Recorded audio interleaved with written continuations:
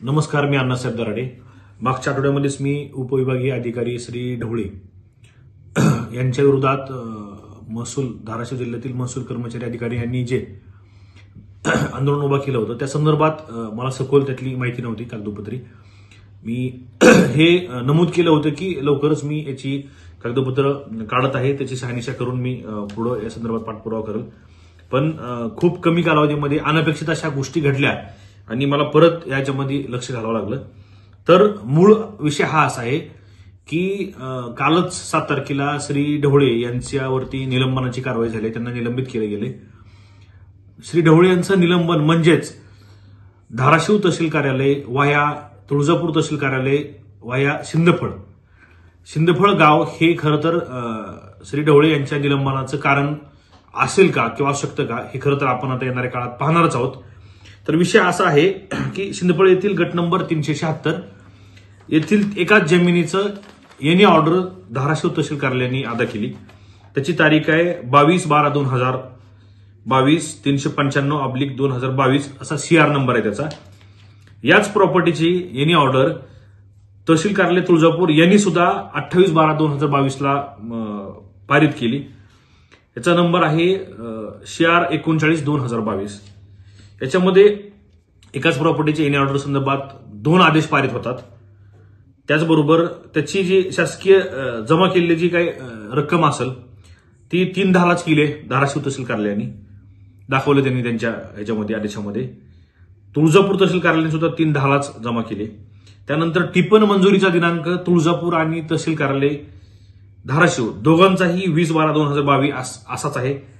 माहितीस्तव धाराशिवच्या तहसीलदारांनी जे काही आदेश ही केलाय माहितीस्तव प्रतिलिपीमध्ये जिल्हाधिकारी धाराशिव प्रांत धाराशिव लाभ त्याचबरोबर तुळजापूर तहसीलने जो काही आदेश पारित केला त्यामध्ये प्रतिलिपीमध्ये जे काही प्रती दिल्यात त्याच्यामध्ये जिल्हाधिकारी धाराशिव उपविभागीय अधिकारी धाराशिव देण्याऐवजी तिथं तर त्यांनी थेट औरंगाबादलाच पाठवून दिले।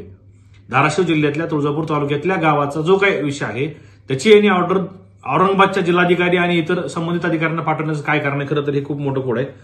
खरं तर ट्विस्ट पुढे आहे की या संदर्भात एक प्रांत अधिकारी म्हणजे श्री ढवळे यांच्याकडे त्यांच्या कार्यालयाकडे एक अर्ज दाखल होतो सामाजिक कार्यकर्त्यांचा आणि त्याच्यामध्ये ते अर्ज दाखल केल्यानंतर की अशा प्रकारचं चुकीचं काही झालंय तहसील कार्यालयाकडनं, चुकीचे आदेश पारित झालेत, लेआउट अम्युनिटी स्पेस चुकीचे एनी ऑर्डर संदर्भात तक्रार दाखल होते आणि याची शहानिशा करण्यासाठी 26 तारखेला श्री ढवळे हे तहसील कार्यालयामध्ये जातात।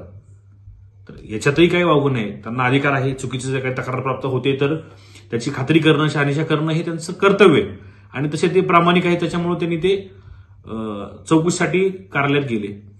26 तारखेला चौकशी दप्तर तपासणी झाली। त्यांना दप्तर तपासणीमध्ये काय नेमकं अडचणी आल्या किंवा काय नेमकं घडलं हा विषय वेगळा आहे। ते त्यांचं प्रामाणिकपणे काम करत असताना लगेच आंदोलन सुरू झालं 2-3 दिवसानंतर त्यांच्यावरती दबाव टाकण्यासाठीचं। विषय महत्वाचा हित आहे की 26 तारखेला त्यांनी दप्तर तपासणी सुरुवात केली आणि 27 तारखेला ज्या एनी ऑर्डरच्या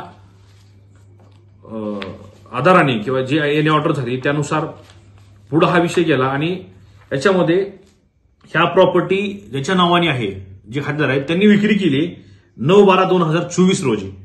त्याचा दस्त सुद्धा झालाय आणि तोच दस्त त्याचा फेर घेण्यापर्यंत आलेला विषय एकही की 26 तारखेला दप्तर तपासणी सुरू होते आणि 27 तारखेला हा दस्त रद्द केला जातो। याचं काय कारण असू शकतं? 9/12/24 ला झालेला दस्त त्याचा फेरफार ओढण्याची प्रक्रिया सुरू होते आणि 26 तारखेला तक्रार अर्ज प्राप्त झाल्यानुसार श्री ढवळे हे दप्तर तपासणीला धाराशिव तहसील कार्यालयामध्ये जातात आणि 27 तारखेला हा 9 तारखेला झालेला दस्त लगेच रद्द करून घेतला जातो। नेमकं हा काय प्रकार आहे? खरं तर हाच विषय श्री ढवळे यांच्या निलंबनाचं कारण असू शकतं। हा चौकशीचा भाग आहे। या संदर्भात निश्चितपणे आम्ही महसूल मंत्र्यापर्यंत तक्रार दाखल करून याच्यामध्ये जे कोणी दोषी असतील त्याच्यावरती कार्यवाही करावी यासाठी आम्ही प्रामाणिकपणे पाठपुरावा करणार आहोत। पण हा जो घडलेला प्रकार आहे याच्यामध्ये सत्यता कशी आहे हा तपासाचा भाग असू शकतो।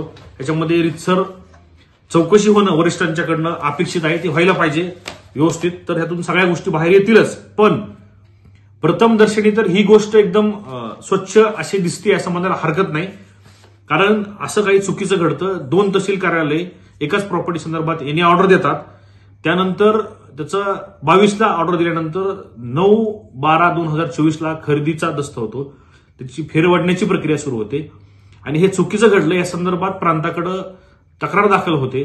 तक्रार दाखल झाल्यानंतर ते या प्रकरणाची चौकशी करण्यासाठी प्रांत अधिकारी श्री ढवळे हे तहसील कार्यालय धाराशिवकडे व्हिजिट करतात आणि व्हिजिट केल्यानंतर 27 तारखेला 9 तारखेला झालेला दस्त लगेच रद्द करून घेण्याची प्रक्रिया होते तुळजापूर सब रजिस्टर ऑफिसमध्ये आणि 2-3 दिवसानंतर लगेच अजून काही बाहेर येईल का किंवा अजून काही चौकशीमध्ये अजून काही उलगडा होईल का आणि संबंधित काही लोकांच्या अडचणी वाढतील का, ह्याच्या भीतीपोटी पूर्ण यंत्रणा ढवळे यांच्यावरती दबाव टाकण्यासाठी आंदोलन उभा करण्याचा प्रयत्न करते, आंदोलन करते आणि आंदोलन झाल्यानंतर लगेचच काल 7 तारखेला त्यांच्यावरती निलंबनाची कारवाई होते, जुजबी कारणं सांगून की ते वरिष्ठांचं ऐकत नाहीत, नोटिशीला उत्तर देत नाहीत, अमुक तमुक.